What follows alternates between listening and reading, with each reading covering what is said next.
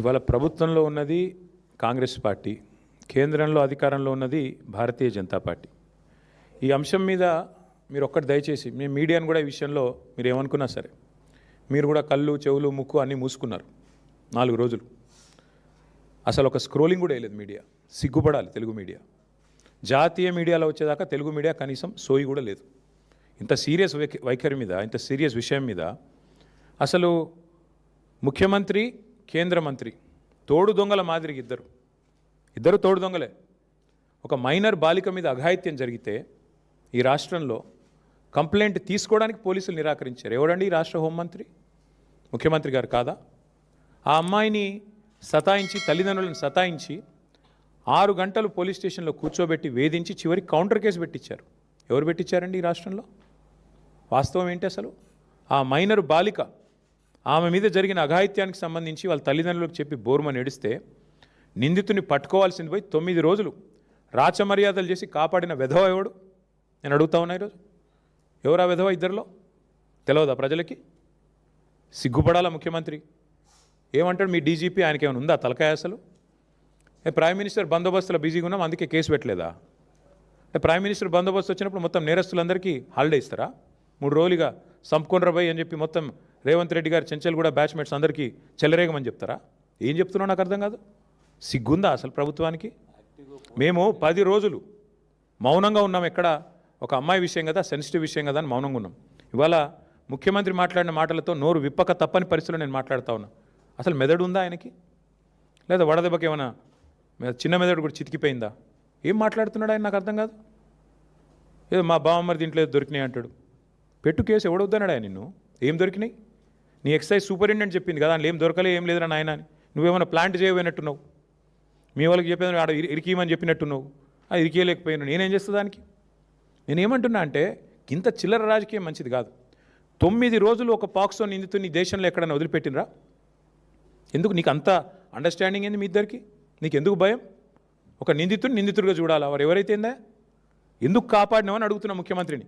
చివరికి ఏం జరిగిందండి వాస్తవం? కేసు రిజిస్టర్ చేయడానికి భయం, మీడియాలో రాయడానికి భయం. ఎవడు చేస్తున్నాడు ఈ మేనేజ్మెంట్ అంతా? నువ్వు, నీ ఫ్రెండ్ కాదా? నీ ఫ్రెండ్ ఆర్ఎస్ బ్రదర్స్ కాదా ఇద్దరు మీరు? ఇది వాస్తవం కాదా? మీడియాకు ఫోన్లు చేసి బతిమలాడింది వాస్తవం కాదా? రాయకండి, దండం పెడతా అని మీడియా రాయని మాట కూడా వాస్తవం కాదా? ఇవన్నీ కాదండి. 9 రోజులు ఒక నిందితుడిని దాచిపెడితే ఇంకొక సామాన్యుడైతే ఊకుంటారా పోలీసులు? వాళ్ళ తల్లిని తండ్రిని తీసుకొచ్చి పోలీస్ స్టేషన్లో కూర్చోబెట్టారు. అంటే ఇక్కడ కేంద్ర మంత్రి కాబట్టి స్పెషల్ ఎక్సెప్షనా? అంటే నువ్వు రేపు చేయి, మర్డర్ చేయి, ఏమైనా చేయి, కేంద్ర మంత్రి కొడుకైతే మేము ముట్టుకోమనా? రేవంత్ రెడ్డి ఉన్నాడు మా దోస్తు కాబట్టి కాపాడుకుంటామనా? చివరికి దిక్కులేక నేను హైకోర్టుకు సల్యూట్ చేస్తున్నా. బెయిల్ కోసం ప్రయత్నం చేసిండ్రు మీరు, అది రాకపోతే సచ్చినట్టు నువ్వు అరెస్ట్ అంటావు, ఆయన లొంగుబాటు అంటాడు. ఇద్దరు డ్రామాలు, తోడు దొంగలు. సిగ్గులేదు ఇంకా మాట్లాడడానికి. ఆ అమ్మాయి కాదు, ఇవాళ రాష్ట్రంలోని అమ్మాయిలందరూ, మహిళలందరూ మీ మొహం మీద ఉమ్ముతున్నారు. సిగ్గులేదు ఈ ప్రభుత్వానికి అని. ఎందుకండి అంత మొహమాటం? అరే జరిగింది ఏంది? నువ్వు మాట్లాడేది ఏంది? నీకు మెదడుందా? హైట్ ఒకటే తక్కువ అనుకున్నా, బుర్ర కూడా తక్కువనే రేవంత్ రెడ్డికి. ఇంత అన్యాయమా? ఒక అమ్మాయికి అన్యాయం జరిగితే ఆ అమ్మాయి వివరాలు బయటపెట్టిన వెధవలు ఎవరు బయటపెట్టు. ఇప్పటికి 15 మంది మీద కేసు అయింది పేట్ బషీరాబాద్లో. ఎవరు ఆ వెధవలు? బీజేపీ వాళ్ళు. ఆ అమ్మాయి హనీ ట్రాప్ అని రాసిన వెధవలు ఎవరు మీడియాలో? నేను అడుగుతున్నా, ఎవరు ఆ వెధవ మీడియా? ఏది హనీ ట్రాప్ అని చెప్పి మనీ ట్రాప్లో పడ్డ మీడియా ఎవరు? వాళ్ళని అడుగుతున్నా నేను.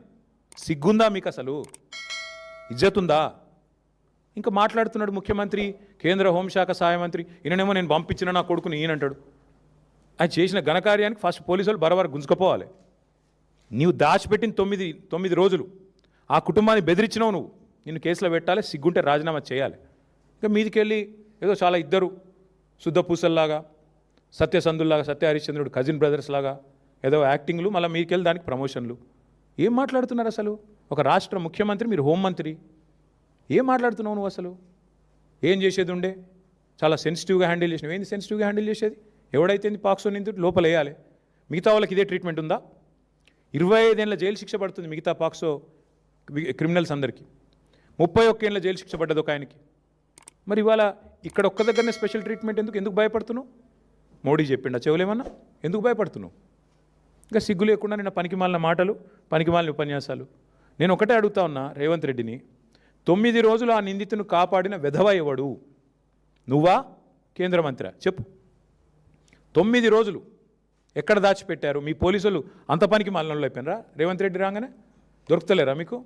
కరీంనగర్లో తుపాకులు పట్టుకొని పొద్దున పూట కాలిస్తే వాళ్ళని పట్టుకోవడానికి 15 రోజులు పడుతుంది నీకు. ఎంత దారుణం అండి.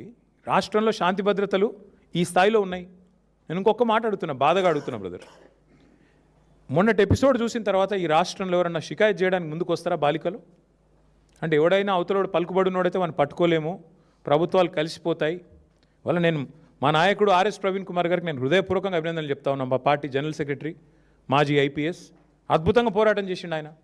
సెక్షన్లతో సహా ఏది ఎప్పుడు ఏంటి ఎట్లా పెట్టాలి మీడియాను ఎప్పటికప్పుడు అప్రమత్తం చేస్తూ ప్రజలకు చెబుతూ మా పార్టీ తరపున ఆ బాలికకు న్యాయం జరగాలని పోరాడింది మా ఆర్ఎస్ ప్రవీణ్ కుమార్ గారు. నేను ఆయనను కూడా పట్టుకొని మాట్లాడతాడు.